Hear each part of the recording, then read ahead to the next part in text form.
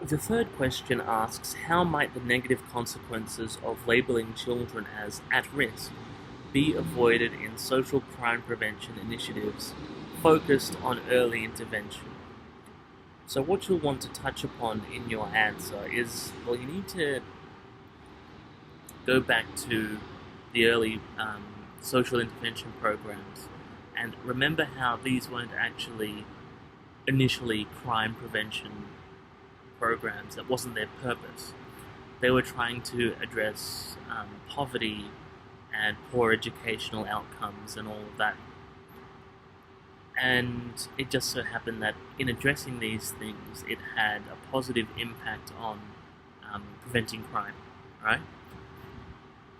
Now, the originators of these sorts of programs saw it more as a universal implementation or primary prevention technique.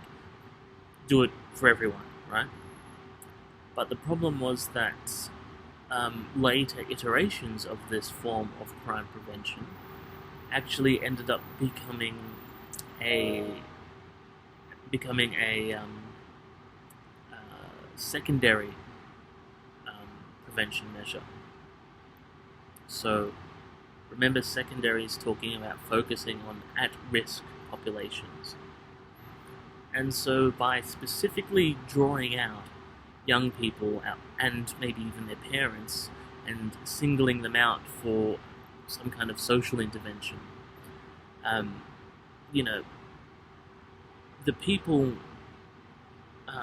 benefiting from this intervention, as well as other people who know them, began to see it as, oh, this is a special group, they're at risk, and that in itself kind of has the effect of labeling the target population as deviants in the making, if not already actually deviant people, right? So, in your answer to this question, you need to explain how actually, um, you know, these forms of intervention, when they single out young people, um, you know, this goes back to your sort of labeling theory and self-fulfilling prophecy combination. Um, that this approach effectively labels young people whom we are trying to help as deviants or, you know, potential deviants. So how might we avoid this? Well, I mean, I'm hoping um, you folks out there, um, have a bit of creativity in how you respond to this and sort of try and think in practical and policy terms and all of that stuff. But I think the basis of your answer would most likely need to touch upon, well, you know, these intervening with at-risk children was originally envisaged as a primary, universal um, intervention. And so when they get focused on the at-risk populations, i.e. when they are implemented as secondary prevention, this is where this problem of labeling comes in, because it becomes a point of difference or distinction between the at-risk groups and the not at-risk groups, right? And it's that point of distinction that forms the basis of this stereotyping and labeling and possible marginalization as a result. So how do we avoid these negative consequences?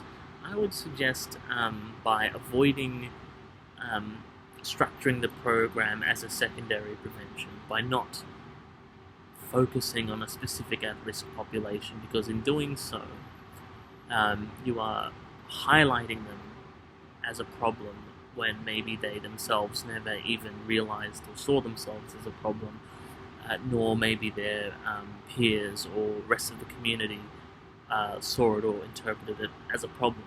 But once you identify it as a problem, people's relationship to that problem, changes, right? They start to treat it as a problem. Hopefully that makes a bit of sense, and hopefully you can sort of see what kind of thing you want to put in your answer to question 3.